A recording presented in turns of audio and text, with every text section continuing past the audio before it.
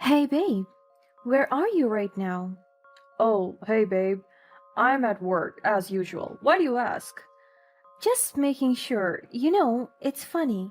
I've been hearing some interesting things around town lately. What do you mean? Well, it seems that someone has been spending quite a bit of money at a certain house on Maple Street. A beautiful house, I've been told. White picket fence, a red door, and a charming little garden out front. I have no idea what you're talking about, Sarah. I've been at work, like I said. Oh, David, you're such a terrible liar. I could practically hear the tremble in your voice. That house is just not any house, is it? It's your little secret hideaway, isn't it? Babe, I swear, I haven't been to any house on Maple Street or anywhere else. Funny, because I have quite a detailed description of that house. The one with the wraparound porch and a balcony overlooking the backyard, a place where you and your mistress can hide away from the world. Sarah, I can explain. It's not what you think. Save it, David. I have had enough of your lies and deceit. You're nothing but a coward hiding behind empty words. Sarah, please, let's talk about it. We can work things out. No, David, it's over. I deserve better than a spineless man who sneaks around behind my back. The divorce papers are on their way. Wait, Goodbye. My name is Sarah, a 32-year-old woman living in a bustling city. I have built a successful career as a marketing executive, and I was well known in the industry for my innovative ideas and dedication.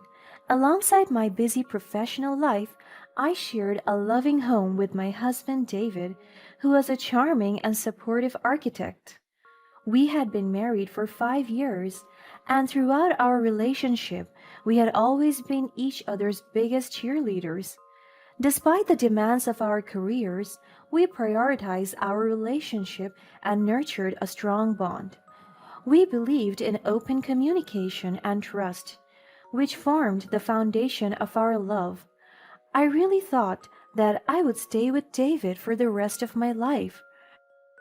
For the longest time, I couldn't imagine spending my days with anybody else.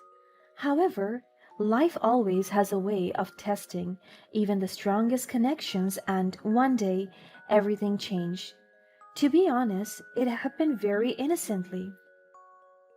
I was using David's laptop because mine had previously broken down.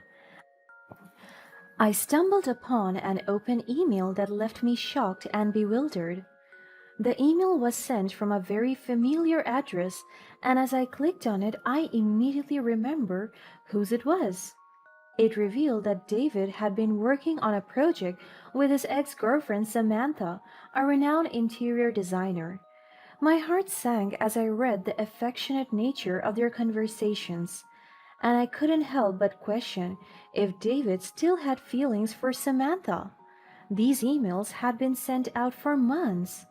Filled with insecurity and doubts, I confronted David about the email. I was emotional. I straight up asked him if he was seeing Samantha behind my back. He immediately became defensive, insisting that it was just a professional collaboration and that I was overreacting. His words were hurtful. you're overreacting. It's just for work. Why didn't you think of telling me about it then? We talk about everything. What? So I can't even have some privacy now? That's terrible, Sarah. No, that's not what I meant at all. How could you even say that? Just stop it, Sarah. You're being unbearable. At that point, I stopped talking. I was on the verge of crying. David had never talked to me like that before, and deep down, I knew that I had struck a nerve. I was scared to find out the true reason why. Noticing my silence, David softened his voice again. It was as if he knew I would react that way. He urged me to trust him and assured me that there was nothing more to it. That strangely comforted me a lot, so I did tell him that I would let it go. But deep down, I couldn't shake off the doubts that gnawed at me. Something felt off, and I knew I had to address it. Determined to protect our relationship, I decided to give David the benefit of the doubt. The next few weeks were really difficult for me as I tried to navigate our relationship. Some nights I couldn't even sleep, thinking about how David might be seeing Samantha behind my back. I was getting more and more paranoid, and I couldn't help myself. I was struggling, and in hindsight, it felt like part of me already knew what was going to happen but couldn't accept it. We even went to couples therapy together, hoping to rebuild the trust that had been shaken. In those sessions, we learned more about effective communication techniques and ways to heal emotional wounds. To be honest, it was frustrating to me, to say the least. I had always thought we had made that clear with each other, and yet David still managed to mess it up. But at least he still acknowledged his mistake and vowed to be more attentive to my needs. He expressed regret for not telling me about Samantha's project earlier, and he assured me that he would be more transparent in the future. Once again, he said that there was nothing romantic going on between them. It was merely for work. As we worked on rebuilding our relationship, things started to improve. David made genuine efforts to be more transparent and attentive to my concerns. He would plan romantic nights out with me and get me small gifts that reminded him of me. I was really hoping that our marriage would heal completely. Our bond grew stronger, and I began to believe that it was just me being overdramatic after all. Encouraged by our progress, I decided to surprise David one morning by visiting his office with his favorite coffee, hoping to show him my love and support. However, the surprise visit would turn out to change my life and marriage forever. As I approached David's workplace, my heart skipped a beat when I noticed Samantha sitting at a nearby coffee shop. Fear and jealousy rushed back. Fueled by memories of their past together, unsure of what to do, I parked my car and decided to wait, hoping to catch a glimpse of David's interaction with Samantha. I thought to myself that they might just be meeting each other to discuss work. I waited and waited in extreme anxiety. In my gut, I knew that something terrible was going to happen. Minutes turned into an hour, and finally David arrived, accompanied by his realtor. I had to look twice just to make sure it was indeed David's trusted realtor. I didn't know him personally, but I knew what he looked like. After all, I worked in marketing, and I was supposed to be good at remembering people. Confusion washed over me. Why was this realtor involved? Was David trying to buy a new house? And what was Samantha doing here? My mind raced with unanswered questions. Just a few minutes in, David and Samantha got up from their seats as they followed the realtor outside. All three of them went in David's car as if to go somewhere together. Driven by a desperate need to uncover the truth, I decided to follow them discreetly. I trailed their car until we reached the outskirts of town, where new residential areas were being built. Then David and Samantha went inside a house together with the realtor, and they were looking around in there for almost an hour. I parked my car outside and patiently waited. The chance has come for me to figure out once and for all if David was cheating on me. David and Samantha eventually left, leaving the realtor alone to clean up everything. I mastered the courage to approach the realtor, my heart pounding with anticipation. I cautiously inquired about the house, pretending to be an interested buyer. I was hoping for an innocent explanation.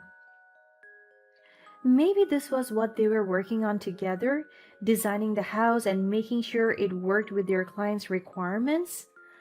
I didn't know what I was hoping for, but certainly not the truth.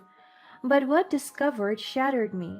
The realtor informed me that the house had already been reserved by an engaged couple. It hit me like a tidal wave. David and Samantha had been planning a life together, designing their home in secret, behind my back. It was a devastating revelation. Feeling a mix of anger, betrayal, and determination, I sought legal advice to protect myself. I contacted a lawyer and asked her to help me with all the divorce papers.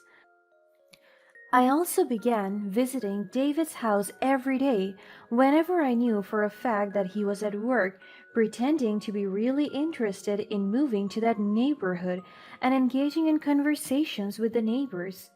Through these interactions, the truth gradually unraveled before my eyes. I learned that Samantha and David had been meeting at the house for months, meticulously planning their shared future. I thought long and hard about why David could possibly cheat on me. What had I done wrong?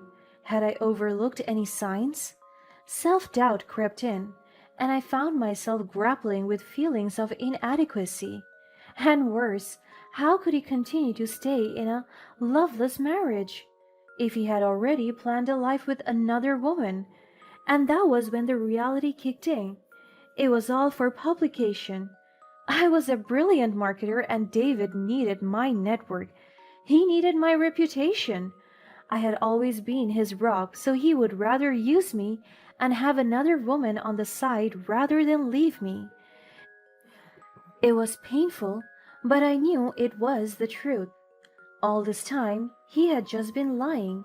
He had never really been supportive of my career.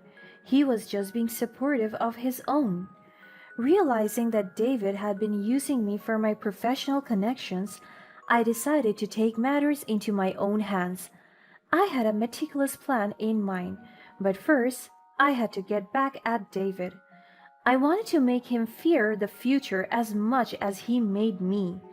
I waited and waited for the perfect chance, and finally, that day came. David left work early to drive to that house again, and this time with no one else. He was all alone. I followed him again, making sure that he didn't suspect me one bit. As soon as he got to the place, I picked up my phone and called him. Hey, babe, where are you right now? Oh, hey, babe, I'm at work, as usual. Why do you ask? Just making sure, it's funny. I've been hearing some interesting things around town lately. What do you mean? Well, it seems that someone has been spending quite a bit of money at a certain house on Maple Street, a beautiful house, I've been told. White picket fence, a red door, and a charming little garden out front. I have no idea what you're talking about, Sarah. I've been at work, like I said. Oh, David, you're such a terrible liar. I could practically hear the tremble in your voice. That house? It's not just any house, is it? It's your little secret hideaway, isn't it? Babe, I swear, I haven't been to any house on Maple Street or anywhere else. Funny, because I have quite a detailed description of that house. The one with a wraparound porch and a balcony overlooking the backyard. A place where you and your mistress can hide away from the world. Sarah, I can explain. It's not what you think. Save it, David. I have had enough of your lies and deceit.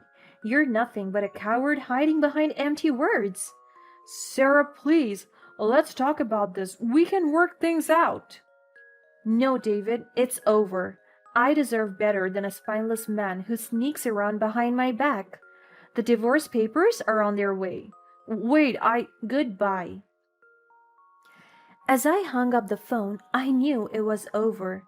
I drove past him, slowing down right in front of his face. He was still in shock. As soon as he saw my car, he recognized it right away. He was running after me, but I didn't even roll the window down. I kept driving. He could live in fear now, knowing the power I had in controlling the media and his image to the public. In the days after, he called me constantly. I didn't pick up once. I had already moved my belongings out of our shared apartment. The divorce papers had already been sent to him, too. I was done, and I was just waiting for him to pay the price. I used my influence to expose his lies, ensuring that the truth was revealed to everyone in the industry. I even secretly hired a ghostwriter to blog out the scandal. I must tell you, it's not nice to tell the world that you had been cheated on, but it was nice to see everyone side with you. After all, he wrecked our marriage and I didn't. I was being the best wife I could be to him, but none of that mattered, so why should I care now? The scandal that followed was immense, resulting in both David and Samantha losing their jobs due to the overwhelming public backlash. The internet rallied behind me, providing support and validations for my actions. After everything had settled, I focused on rebuilding my life and rediscovering joy in the things that truly mattered. I channeled my energy into nurturing genuine relationships and exploring new passions like painting, hiking, and best of all, traveling. As I embraced the healing process, I reconnected with so many of my friends and families who stood by my side throughout the ordeal. I also poured my energy into my work as a marketing executive. I became even more dedicated, pushing boundaries and unleashing my innovative ideas. My dedication and hard work paid off as my professional reputation grew, and I became known as a star in my field.